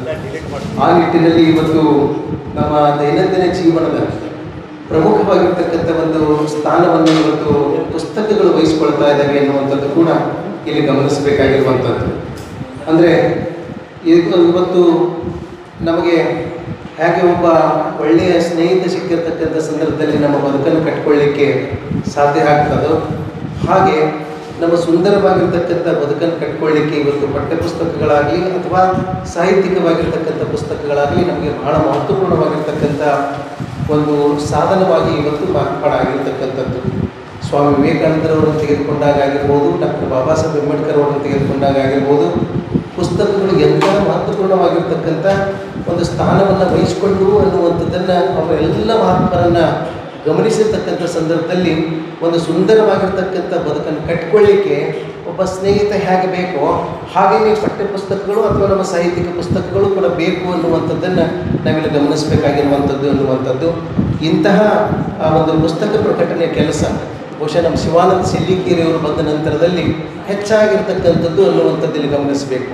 ಹಿಂದಿರುವಂಥ ಅಧ್ಯಕ್ಷರುಗಳು ಮಾಡಿಲ್ಲ ಅಂತ ನಾನೇನು ಹೇಳೋದಿಲ್ಲ, ಆದರೆ ಅವರ ಅವಧಿಗಳಲ್ಲೂ ಕೂಡ ಕೆಲವೊಂದಿಷ್ಟು ಆಗಿದೆ. ಆದರೆ ವಿಶೇಷವಾಗಿ ಐತಿಹಾಸಿಕವಾಗಿರ್ತಕ್ಕಂಥ ದಾಖಲೆಯನ್ನು ನಿರ್ಮಾಣ ಮಾಡುವಂಥ ನಿಟ್ಟಿನಲ್ಲಿ ನಮ್ಮ ಶಿವಾನಂದ ಸಿಲ್ಲಿಕೇರಿಯವರು ಒಟ್ಟು ಈ ಒಂದು 3 ವರ್ಷದ ಅವಧಿಯಲ್ಲಿ 30 ಪುಸ್ತಕಗಳನ್ನು ಹೊರಗೆ ತಂದಿರತಕ್ಕಂಥ ಕೀರ್ತಿಗೆ ಶಿವಾನಂದ ಸಿಲ್ಲಿಕೇರಿಯವರು ಹಾಜರಾಗ್ತಾರೆ ಅಂತ ತಿಳ್ಕೊಂಡು ಹೇಳಲಿಕ್ಕೆ ಬಹಳ ಅಭಿಮಾನ ಅನ್ನಿಸ್ತದೆ ಅನ್ನುವಂಥದ್ದು. ಆ 30 ಪುಸ್ತಕಗಳ ಅವಲೋಕನವನ್ನು ನಾನಿವತ್ತು ಮಾಡಿದರೆ ಬಹುತರವಾಗಿ ಈಗಾಗಲೇ ನಮ್ಮ ವಡಗಾವಿ ಸರ್ ಆಗಿರ್ಬೋದು ಎಲ್ಲ ಹಿರಿಯರು ಈಗಾಗಲೇ ಗಡಿಯಾರ ತೋರಿಸ್ತಾ ಇದ್ದಾರೆ. ಖಂಡಿತವಾಗಿ ನಾನು ಆ ಕೆಲಸ ಮಾಡೋದಿಲ್ಲ. ಯಾವ ಪುಸ್ತಕಗಳು ಬಂದು ಅನ್ನುವಂಥದ್ರ ಕುರಿತು ಸಂಕ್ಷಿಪ್ತವಾಗಿರ್ತಕ್ಕಂಥ ಮಾಹಿತಿಯನ್ನು ಕೊಡ್ತೀನಿ. ಯಾಕಂತ ಕೇಳಿದ್ರೆ ನನಗೊಂದು ಇದೊಂದು ಸುಯೋಗ ಅಂತ ಅನ್ನಿಸ್ತದೆ. ನಾನು 1994-95ರಲ್ಲಿ ಬಹುಶಃ ಜತ್ತದಲ್ಲಿ ಡಿ.ಎಡ್ ಓದುವಂಥ ಸಂದರ್ಭದೊಳಗೆ ಇಲ್ಲೇ ಕುಳಿತಿರ್ತಕ್ಕಂಥ ಪ್ರೊಫೆಸರ್ ಸಿದ್ದಣ್ಣ ಮುದ್ನಾಳ್ ಸರ್ ಅವರು ನನಗೆ ಆದರ್ಶ ವಿದ್ಯಾರ್ಥಿ ಎನ್ನುವಂಥ ಒಂದು ಪ್ರಶಸ್ತಿಯನ್ನು ನಮ್ಮ ಕಾಲೇಜಿನ ಮೂಲಕವಾಗಿ ಕೊಡುವಂಥ ವಾರ್ಷಿಕ ಸ್ನೇಹದ ಸಮ್ಮೇಳನದೊಳಗೆ ಕೊಡುವಾಗ ಅವರೊಂದು ಮಾತು ಹೇಳಿದರು. ಏನಂತಂದ್ರೆ, ತಮ್ಮ ಚೆಂದಾಗಿ ಓದು, ಎಲ್ಲರಿಗೂ ಓದುವಂಗೆ ಮಾಡು ಅಂತ ತಿಳ್ಕೊಂಡು. ಅಂದರೆ ಈ ಮಾತು ಇವತ್ತು ಕೂಡ ನನಗೆ ನೆನಪಿಗೆ ಬಂದಿರತಕ್ಕಂಥದ್ದು ಆ ಸರ್ ನೋಡಿದಾಗ ಗೊತ್ತಾಯಿತು ಅನ್ನುವಂಥದ್ದು. ಅಂದರೆ ಇವತ್ತು ಪುಸ್ತಕಗಳು ನಮಗೆಲ್ಲ ಓದಿಸ್ಲಿಕ್ಕೆ ಒಂದು ಅವಕಾಶವನ್ನು ಕೊಡ್ತವೆ ಅನ್ನುವಂಥದ್ದನ್ನು ಇಲ್ಲಿ ಗಮನಿಸೋದ್ರ ಜೊತೆಗೆ ಆರಂಭದಲ್ಲಿ ನಾನು ಹುನಗುಂದದಿಂದ ಆರಂಭ ಮಾಡ್ತೇನೆ. ಹುನಗುಂದ ತಾಲೂಕಿನಲ್ಲಿ ಏನು ಸಮ್ಮೇಳನ ಮಾಡಿರ್ತಕ್ಕಂಥ ಸಂದರ್ಭಗಳು ನಮ್ಮ ಸ್ನೇಹಿತರಾಗಿರುವಂಥ ಮಲ್ಲಿಕಾರ್ಜುನ ಸಜ್ಜನವರು ಸಮ್ಮೇಳನ ಮಾಡಿದಾಗ ಆ ಬಿಳಿಜೋಳ ಸಿರಿ ಎನ್ನುವಂಥ ಒಂದು ಸ್ಮರಣ ಸಂಚಿಕೆಯನ್ನು ತಂದಿರತಕ್ಕಂಥದ್ದು. ಅದರ ಪ್ರಧಾನ ಸಂಪಾದಕರಾಗಿ ಶಿವಾನಂದ ಸಿಲ್ಲಿಕೇರಿಯವರು ಮತ್ತು ಸಂಪಾದಕರಾಗಿ ಡಾಕ್ಟರ್ ನಾಗರಾಜ್ ನಾಡಗೌಡವರು ಮತ್ತು ಶ್ರೀಶೈಲ್ ಗೋಲ್ಗೊಂಡ್ ಅನ್ನುವಂಥವರು ಸಂಪಾದಕರಾಗಿ ಕೆಲಸ ಮಾಡೋದ್ರ ಜೊತೆಗೆ ಆ ಹುನಗುಂದ ತಾಲೂಕಿನ ಶೈಕ್ಷಣಿಕ, ಸಾಹಿತ್ಯಿಕ ಮತ್ತು ಕೃಷಿ ಸಂಬಂಧಿತವಾಗಿರ್ತಕ್ಕಂಥ ಚಟುವಟಿಕೆಗಳಿಗೆ ಆದ್ಯತೆಯನ್ನು ಕೊಟ್ಟಿರ್ತಕ್ಕಂಥದ್ದು, ಅದನ್ನು ತೋರಿಸಿಕೊಡುವಂಥ ನಿಟ್ಟಿನಲ್ಲಿ ಅಂಥದ್ದೊಂದು ಸ್ಮರಣ ಸಂಚಿಕೆಯನ್ನು ತಂದಿರತಕ್ಕಂಥದ್ದು. ನಂತರದಲ್ಲಿ ಇಳಕಲ್ ಸಾಹಿತ್ಯ ಪರಿಷತ್ತಿನ ಅಧ್ಯಕ್ಷರಾಗಿರುವಂಥ ನಮ್ಮ ಮಹಾದೇವ್ ಕಂಬಾಗಿ ಸರ್ ಅವರು ದ್ವಿತೀಯ ಸಾಹಿತ್ಯ ಸಮ್ಮೇಳನ ಮಾಡುವಂಥ ಸಂದರ್ಭದಲ್ಲಿ ನೆನೆಯುವುದೆನ್ನ ಮನ ಅನ್ನುವಂಥ ಒಂದು ಆ ಪುಸ್ತಕವನ್ನು ಈ ಕಡೆ ಸ್ಮರಣ ಸಂಚಿಕೆನೂ ಹೌದು, ಒಂದು ಆಕರ ಗ್ರಂಥವ ರೂಪದಲ್ಲಿಯೂ ಕೂಡ ಅವರೊಂದು ಕೃತಿಯನ್ನು ಕೊಟ್ಟಿದ್ದಾರೆ.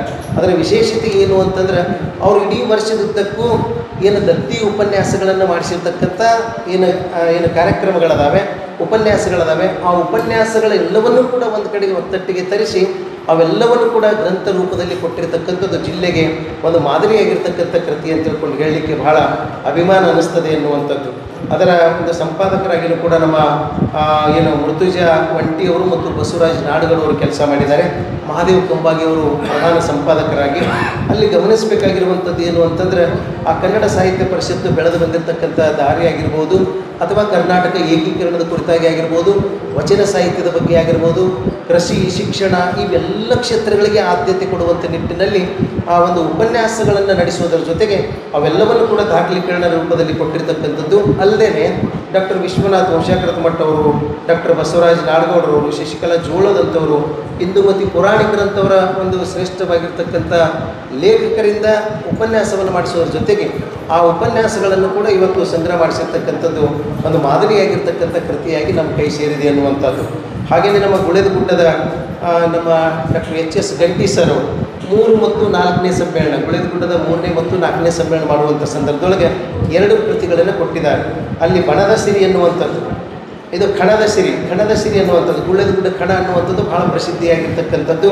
ಆ ಗುಳೇದಗುಡ್ಡ ಖಣದ ಒಂದು ಹೆಸರಿನಾರ್ಥವಾಗಿ ಖಣದ ಸಿರಿ ಎನ್ನುವಂಥ ಒಂದು ಸ್ಮರಣ ಸಂಚಿಕೆ ಮತ್ತು ಕಾಂಚನೇಶ್ವರಿ ಎನ್ನುವಂಥ ಒಂದು ಸ್ಮರಣ ಸಂಚಿಕೆಯನ್ನು ಕೊಡುವುದರ ಜೊತೆಗೆ ಆ 2 ಕೃತಿಗಳಲ್ಲಿ ಅವರು ಹೆಚ್ಚಾಗಿ ಆ ತಾಲೂಕಿನ ಒಂದು ಪರಂಪರೆಯನ್ನು ಮತ್ತು ತಾಲೂಕು ಆಗುವಂಥ ನಿಟ್ಟಿನಲ್ಲಿ ಏನು ಹೋರಾಟ ನಡೆದಿರ್ತಕ್ಕಂಥದ್ದು ಅದಾವೆ ಅವೆಲ್ಲವನ್ನು ಕೂಡ ಇತಿಹಾಸದ ರೂಪದಲ್ಲಿ ಉಳಿಸಿಕೊಟ್ಟು ಹೊಸ ಪೀಳಿಗೆಗೆ ಆ ಹೋರಾಟದ ಒಂದು ಮನೋಭೂಮಿಕೆಯನ್ನು ರೂಢಿಸುವಂಥದ್ದು ಮತ್ತು ಅನ್ಯಾಯ ಆಗಿರ್ತಕ್ಕಂಥ ಸಂದರ್ಭದಲ್ಲಿ ಪ್ರತಿಭಟಿಸುವಂಥ ಒಂದು ರೀತಿ ನೀತಿಗಳನ್ನು ಅವುಗಳ ಮೂಲಕವಾಗಿ ಪರಿಚಯ ಮಾಡಿಕೊಟ್ಟಿರ್ತಕ್ಕಂಥದ್ದು ಇಲ್ಲಿ ನಾವು ಬಹಳ ಗಮನಿಸೋದ್ರ ಜೊತೆಗೆ ಆ ಗುಳೇದಗುಡ್ಡದಲ್ಲಿ ಇರತಕ್ಕಂಥ ಅಂದರೆ ಇವತ್ತು ಕುಲಕಸಬುಗಳು ಕಡಿಮೆಯಾಗ್ತಿರ್ತಕ್ಕಂಥ ಸಂದರ್ಭಗಳನ್ನು ಅಲ್ಲಿ ಎತ್ತಿ ತೋರಿಸೋದ್ರ ಜೊತೆಗೆ ಹೊಸ ಪರಂಪರೆಗೆ ಒಂದು ಅವಕಾಶವನ್ನು ಕೊಡುವಂಥ ಒಂದು ಕಾರ್ಯವನ್ನು ನಮ್ಮ ಎಚ್.ಎಸ್. ಗಂಟಿಯವರು ಇಲ್ಲಿ ಮಾಡಿದ್ದಾರೆ ಅನ್ನುವಂಥದ್ದನ್ನು ಇಲ್ಲಿ ಗಮನಿಸಬೇಕಾಗಿರುವಂಥದ್ದು.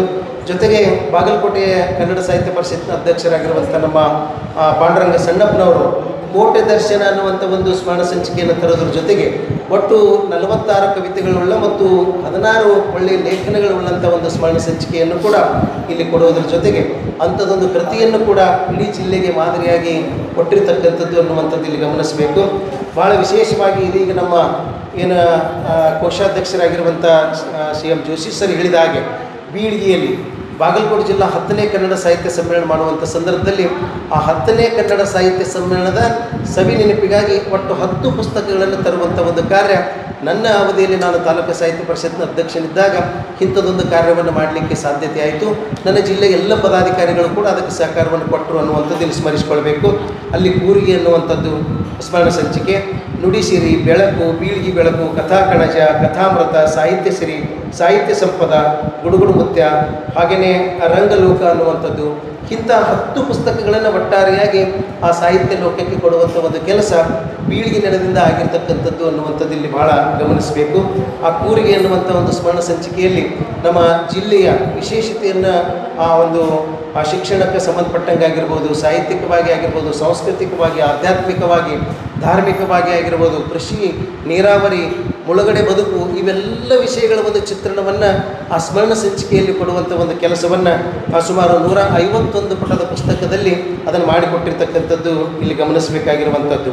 ಇಲ್ಲಿ ಆ ಜಿಲ್ಲೆಯ ವಿಶೇಷವಾಗಿ ಅಲ್ಲಿ ಕವಿತೆಗಳಿಗೂ ಕೂಡ ಆದ್ಯತೆಯನ್ನು ಆ ಸ್ಮರಣ ಸಂಚಿಕೆಯಲ್ಲಿ ಕೊಟ್ಟಿರ್ತಕ್ಕಂಥದ್ದು ಇಲ್ಲಿ ನಾವು ಗಮನಿಸಬೇಕಾಗಿರುವಂಥದ್ದು. ವಿಶೇಷವಾಗಿ ಈ ಜಿಲ್ಲೆಯ ಎಲ್ಲ ವಿದ್ವಾಂಸರುಗಳನ್ನು, ಇಲ್ಲಿರ್ತಕ್ಕಂಥ ಎಲ್ಲ ವಿದ್ವಾಂಸರುಗಳನ್ನು ಕೂಡ ನಾವು ಅದರಲ್ಲಿ ತೊಡಗಿಸಿಕೊಳ್ಳುವಂಥ ಒಂದು ಕೆಲಸವನ್ನು ಮಾಡಿದೆವು. ಡಾಕ್ಟರ್ ಪ್ರಕಾಶ್ ಖಾಡೆ ಆಗಿರ್ಬೋದು, ಸಿದ್ದರಾಮಯ್ಯ ಮಠಪತಿ ಆಗಿರ್ಬೋದು, ಅಶೋಕ್ ನರೋಡಿಯವರು, ಶಾರದಾ ಮುಳ್ಳೂರವರು, ಡಾಕ್ಟರ್ ಸಂಗಮೇಶ್ ಕಲ್ಯಾಣಿಯವರು, ಗಂಗಾಧರ ಔಟೇರವರು, ವೀಣಾ ಕಲ್ಮಠ್ ಅವರು, ಡಾಕ್ಟರ್ ಬಸವರಾಜ್ ಕೋತ್ ಆಗಿರ್ಬೋದು, MG ದಾಸರ್ ಅವರು, ಸಂಗಮೇಶ್ ನಿರಾಣಿಯವರು, ಸುಶೀಲೇಂದ್ರ ಕುಂದರ್ಗಿ ಅವರು, ಹೀಗೆ ಎಲ್ಲ ಜಿಲ್ಲೆಗೆ ಪ್ರಾತಿನಿಧಿಕವಾಗಿ ಎಲ್ಲರಿಗೂ ಕೂಡ ಅವಕಾಶವನ್ನು ಕೊಡುವುದರ ಜೊತೆಗೆ ಇಂಥ ಕೃತಿಗಳನ್ನು ತರುವಂಥ ಒಂದು ಕೆಲಸವನ್ನು ನಾವು ಈ 10 ಪುಸ್ತಕಗಳ ರೂಪದಲ್ಲಿ ತಂದಿರತಕ್ಕಂಥದ್ದು. ಮತ್ತು ಅದರಲ್ಲಿ ವಿಶೇಷವಾಗಿ ಆ ನುಡಿಸಿರಿ ಅನ್ನುವಂಥದ್ದೊಂದು 200 ಪುಟದ ಒಂದು ಪುಸ್ತಕ ತಂದಿರತಕ್ಕಂಥದ್ದು. ಅವೆಲ್ಲ ಬಹುಶಃ ತಮ್ಮೆಲ್ಲರ ಕೈಗೂ ಕೂಡ ಸೇರುವಂಥ ಕೆಲಸ ಆಗ್ತದೆ ಅನ್ನುವಂಥದ್ದು. ಅದು ಏನು ಅಂತಂದರೆ ಬಾಗಲಕೋಟೆ ಜಿಲ್ಲಾ ಕನ್ನಡ ಸಾಹಿತ್ಯ ಸಮ್ಮೇಳನಗಳ ಸರ್ವಾಧ್ಯಕ್ಷರ ಭಾಷಣಗಳದೇ ಆಗಿರ್ತಕ್ಕಂಥದ್ದು ಒಂದು ಪುಸ್ತಕವನ್ನು ಒಂದು ಮಾಡಿದ್ದೇವೆ, ನುಡಿಸಿರಿ ಅನ್ನುವಂಥದ್ದು. ಅಂದರೆ ಸಮ್ಮೇಳನದಲ್ಲಿ ಬಿಡುಗಡೆ ಒಟ್ಟು ನಮ್ಮ ಪ್ರಥಮ ಅಂದರೆ ಬೀಳ್ಗಿ ನೆಲದಲ್ಲೇ ಪ್ರಥಮ ಬಾಗಲಕೋಟೆ ಜಿಲ್ಲಾ ಸಾಹಿತ್ಯ ಸಮ್ಮೇಳನ ಆಗಿರ್ತಕ್ಕಂಥದ್ದು. ಅದು ನಮ್ಮ BK ಹಿರೇಮಠ ಸರ್ ಅವರ ಒಂದು ಸರ್ವಾಧ್ಯಕ್ಷತೆಯಲ್ಲಿ 10ನೇ ಸಾಹಿತ್ಯ ಸಮ್ಮೇಳನ ಆಗಿರ್ತಕ್ಕಂಥದ್ದು ನಮ್ಮ ತೋಂಟದ ಜಗದ್ಗುರುಗಳ ಒಂದು ನೇತೃತ್ವದಲ್ಲಿ ಅನ್ನುವಂಥದ್ದು. ಅಲ್ಲಿವರೆಗೂ ಕೂಡ ಎಲ್ಲ ಸಮ್ಮೇಳನದ ಸರ್ವಾಧ್ಯಕ್ಷರ ಭಾಷಣಗಳು ಬಹುಶಃ ಆವತ್ತಟ್ಟು ಬಿಡುಗಡೆಯಾಗಿ ಆ ಪುಸ್ತಕಗಳು ಅಥವಾ ಅವು ಏನು ಆ ಪ್ರತಿಗಳದಾವೆ ಹಾಗೆ ಉಳಿಯೋದು ಬೇಡ. ಅವು ಯಾವತ್ತೂ ಕೂಡ ಹೊಸ ಪೀಳಿಗೆಗೆ ಈ ಜಿಲ್ಲೆಯ ಸಾಂಸ್ಕೃತಿಕ ಹಿನ್ನೆಲೆಯನ್ನು, ಸಾಹಿತ್ಯಿಕ ಹಿನ್ನೆಲೆಯನ್ನು, ಒಟ್ಟಾರೆ ಸರ್ವಾಂಗೀಣವಾಗಿರ್ತಕ್ಕಂಥ ಹಿನ್ನೆಲೆಯನ್ನು ಕೊಡುವಂಥ ನಿಟ್ಟಿನಲ್ಲಿ ಒಂದು ಕಡೆ ದಾಖಲೀಕರಣ ಆಗಲಿ ಅಂತ ತಿಳ್ಕೊಂಡು ಆ ನುಡಿಸಿರಿ ಅನ್ನುವಂಥದ್ದನ್ನು ನಾವು ತರುವಂಥ ಪ್ರಯತ್ನವನ್ನು ಮಾಡಿದ್ದೀವಿ. ಹಾಗೆಯೇ ಬೆಳಕು ಅನ್ನುವಂಥದ್ದು ಇದು ವಿಶೇಷವಾಗಿರ್ತಕ್ಕಂಥ ಪುಸ್ತಕ. 3ನೇ ಒಂದು ಸ್ಮರಣ ಗ್ರಂಥಕ್ಕೆ ಏನು ಅಂತಂದರೆ ಪ್ರತಿ ತಿಂಗಳನ್ನು ಕೂಡ ಕನ್ನಡ ಸಾಹಿತ್ಯ ಪರಿಷತ್ತಿನಿಂದ ತಿಂಗಳ ಅತಿಥಿ ಎನ್ನುವಂಥ ಒಂದು ವಿಶೇಷ ಕಾರ್ಯಕ್ರಮವನ್ನು ಮಾಡಿರ್ತಕ್ಕಂಥದ್ದು. ಅದು ಈ ಜಿಲ್ಲೆ ಹೊರ ಜಿಲ್ಲೆಗಳಲ್ಲಿ ಇರತಕ್ಕಂಥ ಹೆಸರಾಂತ ಸಾಹಿತಿಗಳನ್ನು ಕರೆಸಿ ಅವರ ಬದುಕು ಬರಹವನ್ನು ನಮ್ಮ ಜಿಲ್ಲೆಯ ಸಾಹಿತಿಗಳಿಗೆ ಪರಿಚಯ ಮಾಡಿಸಿಕೊಡುವಂಥ ಒಂದು ಕೆಲಸವನ್ನು ಮಾಡಿದ್ದೇವೆ. ಹೊಸ ಪೀಳಿಗೆಗೆ ಅದು ಅಗತ್ಯವಾಗಿತ್ತು ಅನ್ನುವಂಥದ್ದು. ಡಾಕ್ಟರ್ ಬಸು ಬೇವಿನಗಿಡದಾಗಿರ್ಬೋದು, ಕಮ್ನಾಡಿಗ ನಾರಾಯಣ ಆಗಿರ್ಬೋದು, ಡಾಕ್ಟರ್ ಚೆನ್ನಪ್ಪ ಕಟ್ಟಿಯವರು, ಡಾಕ್ಟರ್ ಬಾಳಾಸಾಹೇಬ್ ಲೋಕಾಪುರ ಅವರು, ಪ್ರೊಫೆಸರ್ ವೀರಭದ್ರ ಕೌದಿಯವರು, ಹಾಗೆಯೇ ತಮ್ಮಣ್ಣ ಬೀಗಾರವರು, ಇಂಥ ಎಲ್ಲ ವಿದ್ವಾಂಸರನ್ನು ಕರೆಸಿ ಅವರ ಪರಿಚಯವನ್ನು ಮಾಡಿಸಿಕೊಡುವಂಥ ಕೆಲಸ ಏನು ಮಾಡಿತ್ತೋ ಅದನ್ನು ದಾಖಲೀಕರಣ ರೂಪದಲ್ಲಿ ಇಡಬೇಕು ಅಂತ ತಿಳ್ಕೊಂಡು ಬೆಳಕು ಅನ್ನುವಂಥ ಒಂದು ಪುಸ್ತಕದಲ್ಲಿ ಅವೆಲ್ಲವನ್ನು ಕೂಡ ಇಟ್ಟಿದ್ದೇವೆ ಅನ್ನುವಂಥದ್ದು. ಜೊತೆಗೆ 4ನೇ ಕೃತಿ ಬೀಳ್ಗಿ ಬೆಳಕು ಅನ್ನುವಂಥದ್ದು. ಇದು ಆ ಬೀಳ್ಗಿ ತಾಲೂಕಾ ಏನು ಸಾಹಿತ್ಯ ಸಮ್ಮೇಳನಗಳಾಗಿದ್ದಾವೆ ಆ ತಾಲೂಕಾ ಸಾಹಿತ್ಯ ಸಮ್ಮೇಳನಗಳ ಸರ್ವಾಧ್ಯಕ್ಷರ ಭಾಷಣಗಳು. ಅಂದರೆ ಒಟ್ಟು 5 ಸಾಹಿತ್ಯ ಸಮ್ಮೇಳನಗಳಾಗಿರ್ತಕ್ಕಂಥದ್ದು. ಆ 5 ಸಾಹಿತ್ಯ ಸಮ್ಮೇಳನದ ಸರ್ವಾಧ್ಯಕ್ಷರ ಭಾಷಣಗಳನ್ನು ಕೂಡ ಒತ್ತಟ್ಟಿಗೆ ನಾವು ತಂದಿಡುವಂಥ ಪ್ರಯತ್ನವನ್ನು ಮಾಡಿದ್ದೇವೆ ಅನ್ನುವಂಥದ್ದು. 5ನೇ ಪುಸ್ತಕ ಕಥಾಕಣಜ ಅನ್ನುವಂಥದ್ದು. ಇದು ಆ ಬಾಗಲಕೋಟೆ ಜಿಲ್ಲೆಯ ಪ್ರಾತಿನಿಧಿಕ ಕಥೆಗಾರರ 5 ಕಥೆಗಳನ್ನು ಆಯ್ಕೆ ಮಾಡಿಕೊಂಡು ಇದು ರೇಖಾ ಕಾಕಟಿಕೆಯವರಂಥವರಾಗಿರ್ಬೋದು, ಚಂದ್ರಕಾಂತ್ ತಾಳಿಕೋಟೆಯವರಂಥವರಾಗಿರ್ಬೋದು, ಅಬ್ಬಾಸ್ ಮೇಲ್ಮನಿಯವರಾಗಿರ್ಬೋದು, GB ಖಾಡೆಯವರು, ಮಲ್ಲಿಕಾರ್ಜುನ್ ಶೆಲ್ಲಿಕಿರಿ ಅಂತವರು, ಇಂಥ ವಿದ್ವಾಂಸರ ಕಥೆಗಳನ್ನು ತರಿಸಿಕೊಂಡು ಅವರ ಕಥೆಗಳನ್ನು ಒಂದು ಕಡೆ ಒಂದು ಕಥಾ ಕಣಜ ಅನ್ನುವಂಥ ರೀತಿಯಲ್ಲಿ ಸಂಗ್ರಹ ಮಾಡಿ ಅದನ್ನು ಕೊಡುವಂಥ ಕೆಲಸವನ್ನು ಮಾಡಿದ್ದೇವೆ. ಜೊತೆಗೆ 6ನೇ ಕೃತಿಯಾಗಿ ಕಥಾಮೃತ ಅನ್ನುವುದು ಜಿಲ್ಲೆಯ 5 ಜನಪದ ಕಥೆಗಳನ್ನು ತರುವಂಥ ಕೆಲಸ. ಅಂದರೆ ಇಲ್ಲಿ ನಾನು ಬಹಳ ಮುಖ್ಯವಾಗಿ ಹೇಳಬೇಕಾಗಿರುವಂಥದ್ದು ಏನು ಅಂತಂದರೆ ಈ ನುಡಿಸಿರಿ ಅನ್ನುವಂಥದ್ದು ಒಂದು ಕೃತಿಯ ಸಂಪಾದಕರಾಗಿ ನಮ್ಮ ಸಿದ್ದರಾಮ್ ಶಿರೋಳ್ ಅವರು ಕೆಲಸ ಮಾಡಿದ್ದಾರೆ. ಇವೆಲ್ಲ 10 ಕೃತಿಗಳಿಗೂ ಪ್ರಧಾನ ಸಂಪಾದಕರಾಗಿ ನಮ್ಮ ಶಿವಾನಂದ ಸೆಲ್ಲಿಕೆರೆಯವರು ಕೆಲಸ ಮಾಡಿರ್ತಕ್ಕಂಥದ್ದು ಇಲ್ಲಿ ಸ್ಮರಣೀಯವಾಗಿರ್ತಕ್ಕಂಥದ್ದು. ಜೊತೆಗೆ ಕೂರಿಗೆ ಒಂದು ಸಂಪಾದಕರಾಗಿ ನಾನು ಮತ್ತು ನಮ್ಮ ಬೀಳಿಗೆ ಇನ್ನೊಬ್ಬ ಗೆಳೆಯ ಕಿರಣ್ ಬಾಳಾಗೋಳವರು ಸಂಪಾದಕರಾಗಿ ಕೆಲಸ ಮಾಡಿರ್ತಕ್ಕಂಥದ್ದು. ಬೆಳಕು ಅನ್ನುವಂಥ ಒಂದು ಕೃತಿಗೆ ಸಂಪಾದಕರಾಗಿ ಮಲ್ಲಿಕಾರ್ಜುನ ಸೆಲ್ಲಿಕೆರೆಯವರು, ಬೀಳಿಗೆ ಬೆಳಕು ಕೃತಿಗೆ ನಾನೇ ಸಂಪಾದಕನಾಗಿ ಕೆಲಸವನ್ನು ಮಾಡಿರ್ತಕ್ಕಂಥದ್ದು. ಕಥಾಕಣಜಕ್ಕೆ ಡಾಕ್ಟರ್ ಪ್ರಕಾಶ್ ಖಾಡೆಯವರು, ಹಾಗೆಯೇ ಕಥಾಮೃತ ಅನ್ನುವಂಥ ಏನು ಜನಪದ ಕಥೆಗಳ ಸಂಕಲನ ಇದೆ ಅದಕ್ಕೆ ಡಾಕ್ಟರ್ ವಿಜಯಶ್ರೀ ಇಟ್ಟಣ್ಣವರವರು. ಜೊತೆಗೆ 7ನೇ ಕೃತಿಯಾಗಿ ಸಾಹಿತ್ಯ ಸಿರಿ ಎನ್ನುವಂಥದ್ದು ಒಂದು ಕೃತಿ, ಅದನ್ನು ನಮ್ಮ ಚಂದ್ರಶೇಖರ್ ಕಾಳಣ್ಣವರ್ ಸರ್ ಅವರು ಮಾಡಿರ್ತಕ್ಕಂಥದ್ದು. ಅಂದರೆ ವೆಬಿನಾರ್ಗಳ ಮೂಲಕವಾಗಿ ನಮ್ಮ ಜಿಲ್ಲೆಯ ಹಿರಿಯ ಸಾಹಿತಿಗಳ ಸಾಹಿತ್ಯ ಅವಲೋಕನವನ್ನು ಮಾಡಿಕೊಡುವಂಥ ಕೆಲಸವನ್ನು ಮಾಡಿರ್ತಕ್ಕಂಥದ್ದು. ಡಾಕ್ಟರ್ ಇಟ್ಟಣ್ಣವ್ರ ಸರ್ ಆಗಿರ್ಬೋದು, ಶಿಲಾಕಾಂತ್ ಪತ್ತಾರ್ ಸರ್ ಅವರು, ಕಟ್ಗೇಳಿ ಮಠ ಸರ್, ಶಂಭು ಬಳಿಗಾರ ಸರ್ ಅವರು, ಡಾಕ್ಟರ್ MG ವಾರಿ ಸರ್ ಅವರು, GS ವಡಗಾವಿ, ಇಂಥ ಎಲ್ಲ ನಮ್ಮ ಜಿಲ್ಲೆಯ ಹಿರಿಯ ಸಾಹಿತಿಗಳನ್ನು ಆ ವೆಬಿನಾರ್ಗಳ ಮೂಲಕವಾಗಿ ಬಹುಶಃ ಕೊರೋನಾ ಕಾಲಘಟ್ಟದಲ್ಲಿ ನಮಗದೊಂದು ಒಳ್ಳೆಯ ಒಂದು ಮಾರ್ಗ ಸಿಕ್ತು ಅಂತ ಹೇಳೋಕ್ಕೆ ಭಾಳ ಅಭಿಮಾನ ಅನ್ನಿಸ್ತದೆ ಅನ್ನುವಂಥದ್ದು. ಯಾಕಂದರೆ ಜನರಿಗೆ ವೆಬಿನಾರ್ ಮೂಲಕವಾಗಿ ನಾವು ಬಹಳ ಸಮೀಪ ಹೋಗಲಿಕ್ಕೆ ಅವಕಾಶ ಆಯಿತು. ಅಲ್ಲಿ ಆಗಿರ್ತಕ್ಕಂಥ ಅವಲೋಕನ ಬಹುತರವಾಗಿ ವೆಬಿನಾರ್ಗಳು ಆ ಸಂದರ್ಭದಲ್ಲಿ ನಡೆದು ಮುಂದೆ ಮರೆತು ಹೋಗ್ಬೋದು, ಅದರ ಪುಸ್ತಕಗಳು ನಮಗೆ ಯಾವತ್ತು ನೆನಪಿರ್ತವೆ ಅನ್ನುವಂಥ ಕಾರಣಕ್ಕಾಗಿ ಅದನ್ನು ಏನು ಕಾಳಣ್ಣವ್ರ ಸರ್ ಅವರು ಸಾಹಿತ್ಯ ಸಿರಿ ಅನ್ನುವಂಥದ್ದನ್ನು ಸಂಪಾದನೆ ಮಾಡಿದ್ದಾರೆ. ಇನ್ನು ಸಾಹಿತ್ಯ ಸಂಪದ ಅನ್ನುವಂಥದ್ದು ಅದನ್ನು ಕೂಡ ವೆಬಿನಾರ್ಗಳ ಮೂಲಕವಾಗಿ ಮಹಿಳಾ ಸಾಹಿತಿಗಳ ಅವಲೋಕನ ಮಾಡಿರ್ತಕ್ಕಂಥ ಕಾರ್ಯ ಅದನ್ನು ಕೂಡ ದಾಖಲೀಕರಣ ರೂಪದಲ್ಲಿ ನಮ್ಮ ಗೀತಾ ದಾನ್ ಶೆಟ್ಟಿಯವರು ಇಟ್ಟಿರ್ತಕ್ಕಂಥದ್ದು. ಅಲ್ಲಿಯೂ ಕೂಡ ಬಹಳ ನಮ್ಮ ಜಿಲ್ಲೆಯ ಒಟ್ಟು 10 ಜನ ಶ್ರೇಷ್ಠವಾಗಿರ್ತಕ್ಕಂಥ ಮಹಿಳಾ ಸಾಹಿತಿಗಳ ಒಂದು ಬದುಕು ಬರದ ಒಂದು ಪರಿಚಯವನ್ನು ನಮ್ಮೆಲ್ಲ ಹೊಸ ಪೀಳಿಗೆಗೆ ಮಾಡಿಸಿಕೊಡುವಂಥ ಒಂದು ಪ್ರಯತ್ನ ಆಗಿರ್ತಕ್ಕಂಥದ್ದು. ಜೊತೆಗೆ ಗುಡುಗುಡು ಮುದ್ದೆ ಅನ್ನುವಂಥದ್ದು ಮಕ್ಕಳ ಸಾಹಿತ್ಯಕ್ಕೂ ಕೂಡ ಅವಕಾಶ ಇರಲಿ ಅನ್ನುವಂಥ ಒಂದು ಕಾರಣದಿಂದ ಸೋಮಲಿಂಗ್ ಬೇಡರವರು ಸಂಪಾದನೆ ಮಾಡಿರ್ತಕ್ಕಂಥ ಒಂದು ಮಕ್ಕಳ ಸಾಹಿತ್ಯದ ಕೃತಿ ಈ ಜಿಲ್ಲೆಯ ಹಿರಿಯ ಸಾಹಿತಿಗಳ ಒಂದು ಮಕ್ಕಳ ಸಾಹಿತಿಗಳ ಒಂದು ಪರಿಚಯವನ್ನು ಮಾಡಿಸಿಕೊಡುವಂಥ ಕೆಲಸ ಅದರಲ್ಲಿ ನಾವು ಮಾಡಿರ್ತಕ್ಕಂಥದ್ದು. ರಂಗಲೋಕ ಅನ್ನುವಂಥದ್ದು ನಮ್ಮ ಮಹಾದೇವ್ ಕುಂಬಾಗಿ ಸರ್ ಅವರು ಸಂಪಾದನೆ ಮಾಡಿರ್ತಕ್ಕಂಥದ್ದು. ಜಿಲ್ಲೆಯ ರಂಗಲೋಕ ಅಂದರೆ ಜನಪದ ರಂಗಭೂಮಿ ಆಗಿರ್ಬೋದು, ವೃತ್ತಿ ರಂಗಭೂಮಿ ಆಗಿರ್ಬೋದು, ಅಥವಾ ಹವ್ಯಾಸಿ ರಂಗಭೂಮಿ ಸಂಸ್ಥೆಗಳ ಕುರಿತಾಗಿ ಬಹುಶಃ ನಶಿಸಿ ಹೋಗ್ತಿರ್ತಕ್ಕಂಥ ಸಂದರ್ಭದೊಳಗೆ ಅವೆಲ್ಲವೂ ಕೂಡ ದಾಖಲೀಕರಣ ರೂಪದಲ್ಲಿ ಇರಬೇಕು ಅಂತ ತಿಳ್ಕೊಂಡು ಆ ಪುಸ್ತಕವನ್ನು ಕೂಡ ನಾವು ಮಾಡಿರ್ತಕ್ಕಂಥದ್ದು. ಹೀಗೆ ಒಟ್ಟಾರೆಯಾಗಿ 10 ಪುಸ್ತಕಗಳನ್ನು ಆ ಸಾಹಿತ್ಯ ಸಮ್ಮೇಳನದಲ್ಲಿ ತಂದಿರತಕ್ಕಂಥ ಒಂದು ನೆನಪು ಯಾವತ್ತೂ ಕೂಡ ಇವತ್ತು ಇತಿಹಾಸವನ್ನು ಮಾಡಿಕೊಟ್ಟಿರ್ತಕ್ಕಂಥದ್ದು. ಅದಕ್ಕೆ ಹೇಳ್ತಾರಲ್ಲ, ಇತಿಹಾಸವನ್ನು ಓದದವ ಅಥವಾ ಇತಿಹಾಸವನ್ನು ತಿಳಿಯದವ ಇತಿಹಾಸ ನಿರ್ಮಿಸಲಿಕ್ಕೆ ಸಾಧ್ಯ ಇಲ್ಲ ಅನ್ನುವಂಥದ್ದು ಗುರುತು ಮಾಡಿಕೊಂಡೇ ಇಂಥದ್ದೊಂದು ಇತಿಹಾಸದ ರೂಪದಲ್ಲಿ ಉಳಿಸಿದರೆ ಬಹುಪಾಲು ವಿದ್ಯಾರ್ಥಿಗಳು ಬರುವಂಥ ಸಂಶೋಧನಾ ವಿದ್ಯಾರ್ಥಿಗಳು ಅವರಿಗೆಲ್ಲ ಮಾರ್ಗದರ್ಶಿಯಾಗಲಿ ತಿಳ್ಕೊಂಡು ಇಂಥ 10 ಪುಸ್ತಕಗಳನ್ನು ನನ್ನ ಜಿಲ್ಲೆಗೆ ಎಲ್ಲ ಗೆಳೆಯರ ಸಹಯೋಗದೊಂದಿಗೆ ತರುವಂಥ ಒಂದು ಕೆಲಸವನ್ನು ಮಾಡಿದ್ದೇವೆ ಅನ್ನುವಂಥದ್ದು. ಇದೀಗ ಹೇಳಿದ ಹಾಗೆ ಬಾಗಲಕೋಟೆ ಜಿಲ್ಲೆಯಲ್ಲಿ ಇತಿಹಾಸ ರಾಜ್ಯ ಮಟ್ಟದ ಒಂದು ಶಿಕ್ಷಕ ಸಾಹಿತಿಗಳ ಒಂದು ಸಮ್ಮೇಳನವನ್ನು ಮಾಡಿರ್ತಕ್ಕಂಥದ್ದು. ಅಲ್ಲಿಯೂ ಕೂಡ ನೆನಪಿಗಾಗಿರಲಿ ಅಂತ ತಿಳ್ಕೊಂಡು ಅಲ್ಲಿ ಕಾವ್ಯಕೋಟೆ ಎನ್ನುವಂಥ ಒಂದು ಸಂಕಲನವನ್ನು ತರುವಂಥ ಒಂದು ಕೆಲಸವನ್ನು ಸಂಪಾದನಾ ಕೃತಿಯನ್ನು ತರುವಂಥ ಕೆಲಸ ಮಾಡಿದ್ದೇವೆ.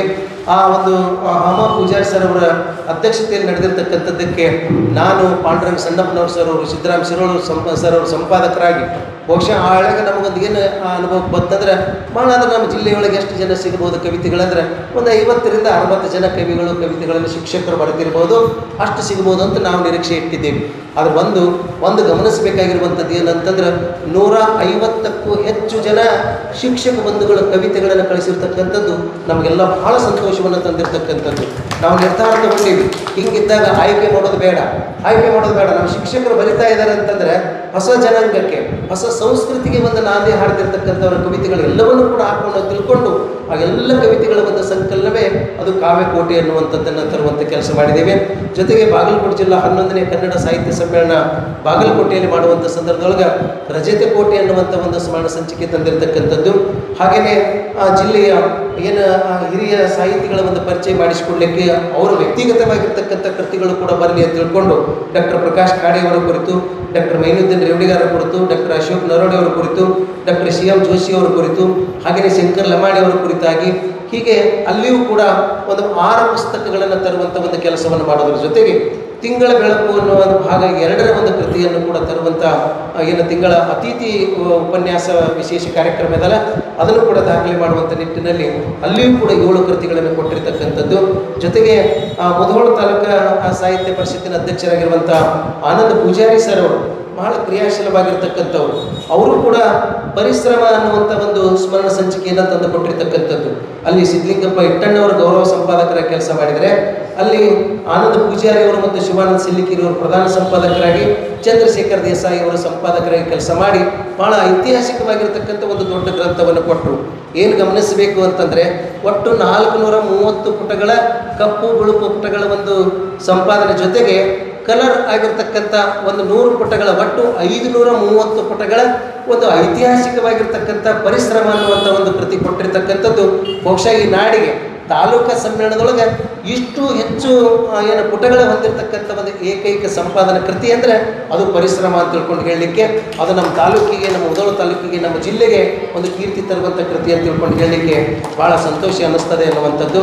ಅದರ ಜೊತೆಗೆ ನಮ್ಮ ಜಮಖಂಡಿಗೆ ಬಂದಾಗ, ಜಮಖಂಡಿಯ ಸಂತೋಷ್ ತಳಕೇರಿ ಸರ್ ಅವರು ತಮ್ಮ ಅಧ್ಯಕ್ಷತೆಯಲ್ಲಿ ಏನಂತಂದರೆ 8 ಮತ್ತು 9ನೇ ಸಮ್ಮೇಳನ ಮಾಡೋದ್ರ ಜೊತೆಗೆ ಅಲ್ಲಿಯೂ ಕೂಡ ಆ ಪ್ರತಿ ಸಮ್ಮೇಳನದಲ್ಲಿ ಒಂದೊಂದು ಸ್ಮರಣ ಸಂಚಿಕೆಯನ್ನು ಕೊಟ್ಟಿರ್ತಕ್ಕಂಥದ್ದು.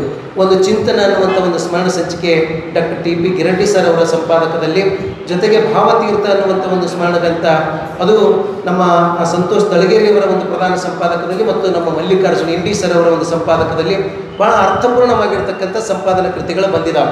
ನಾನು ಒಂದಿಲ್ಲಿ ಹೇಳಲಿಕ್ಕೆ ಬಯಸ್ತೇನೆ ಏನು ಅಂತಂದರೆ, ನಮ್ಮ ಜಿಲ್ಲೆಯಲ್ಲಿ ಹೊರಬಂದಿರತಕ್ಕಂಥ ಎಲ್ಲ 30 ಪುಸ್ತಕಗಳು ಎಷ್ಟು ಅರ್ಥಪೂರ್ಣವಾಗಿರ್ತಕ್ಕಂಥ ಸಂಪಾದನಾ ಕೃತಿಗಳದಾವ ಅಂತಂದರೆ, ಇವು ವಿಶ್ವವಿದ್ಯಾಲಯದ ಮಟ್ಟದಲ್ಲಿ ಸಂಶೋಧನೆ ಮಾಡ್ತಿರ್ತಕ್ಕಂಥ ವಿದ್ಯಾರ್ಥಿಗಳಿಗೆ ಈ ಜಿಲ್ಲೆಯ ಸಾಂಸ್ಕೃತಿಕ ಹಿನ್ನೆಲೆಯನ್ನು, ಆಧ್ಯಾತ್ಮಿಕ ಹಿನ್ನೆಲೆಯನ್ನು, ಹಾಗೆಯೇ ಕೃಷಿ ಎಲ್ಲ ರೀತಿಯಾಗಿರ್ತಕ್ಕಂಥ ಒಂದು ಅಧ್ಯಯನಕ್ಕೆ ಅವಕಾಶವನ್ನು ಕೊಡುವಂಥ ಒಂದು ಸಂಶೋಧನಾತ್ಮಕ ಗ್ರಂಥಗಳು ಇವತ್ತು ಮಾರ್ಗದರ್ಶಿಯಾಗಿ ಸೇರ್ತವೆ ಅಂತ ತಿಳ್ಕೊಂಡು ಹೇಳಲಿಕ್ಕೆ ಭಾಳ ಅಭಿಮಾನ ಅನ್ನಿಸ್ತದೆ ಅನ್ನುವಂಥದ್ದು. ಆ ಕಾರ್ಯವನ್ನು ನಮ್ಮ ಸಂಪಾದನಾ ಬಳಗ ಮಾಡಿದೆ.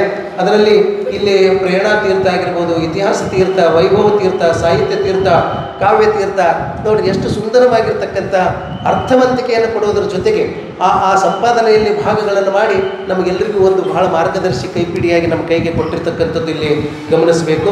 ಗೆಳೆಯ ಮಕ್ರ ಮೇಘಾಡೆ ಅವರು ರಬಕವಿ ಬನಟ್ಟಿಯ ಸಾಹಿತ್ಯ ಸಮ್ಮೇಳನ ಮಾಡುವಂಥ ಸಂದರ್ಭದಲ್ಲಿ ಅಲ್ಲಿ ಬನಟ್ಟಿ ರಬಕವಿ ಬನಟ್ಟಿ ತಾಲೂಕು ವೈಭವ ಅನ್ನುವಂಥ ಒಂದು ಸ್ಮರಣ ಸಂಚಿಕೆಯನ್ನು ಕೊಟ್ಟಿದ್ದಾರೆ.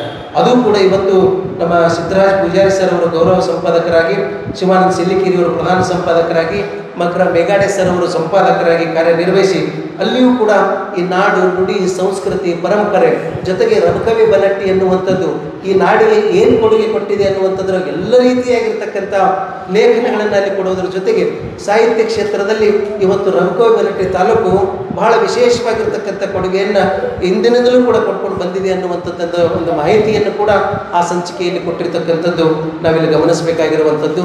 ಹೀಗೆ ಒಟ್ಟಾರೆಯಾಗಿ ಇವತ್ತು 30 ಕೃತಿಗಳನ್ನು ಕೊಡುವುದರ ಜೊತೆಗೆ ಇನ್ನೊಂದು ಪ್ರಕಟಣೆ ಇವತ್ತು ಆಗಿರ್ತಕ್ಕಂಥದ್ದು ನಮ್ಮ ಪತ್ರಿಕೆಯಲ್ಲಿ ನಮ್ಮ ಚಂದ್ರಶೇಖರ್ ಕಾಳಣ್ಣವ್ರ ಸರ್ ಅವರು ಇವತ್ತು ಒಂದು ಪತ್ರಿಕೆ ಮೂಲಕವಾಗಿಯೂ ಕೂಡ ಇಡೀ ನಮ್ಮ 3 ವರ್ಷದ ಅವಧಿಯಲ್ಲಿ ಏನು ಕಾರ್ಯಕ್ರಮ ಆಗಿದ್ದಾವೆ ಅನ್ನುವಂಥದ್ದು ಎಲ್ಲವನ್ನು ಕೂಡ ಸಮಗ್ರವಾಗಿರ್ತಕ್ಕಂಥ ಲೇಖನ ಕೊಟ್ಟಿರ್ತಕ್ಕಂಥದ್ದು ಅದು ಕೂಡ ನಮ್ಮದೊಂದು ಪ್ರಕಟಣೆ ಅಂತ ತಿಳ್ಕೊಂಡು ಹೇಳಲಿಕ್ಕೆ ಬಹಳ ಅಭಿಮಾನ ಅನ್ನಿಸ್ತದೆ.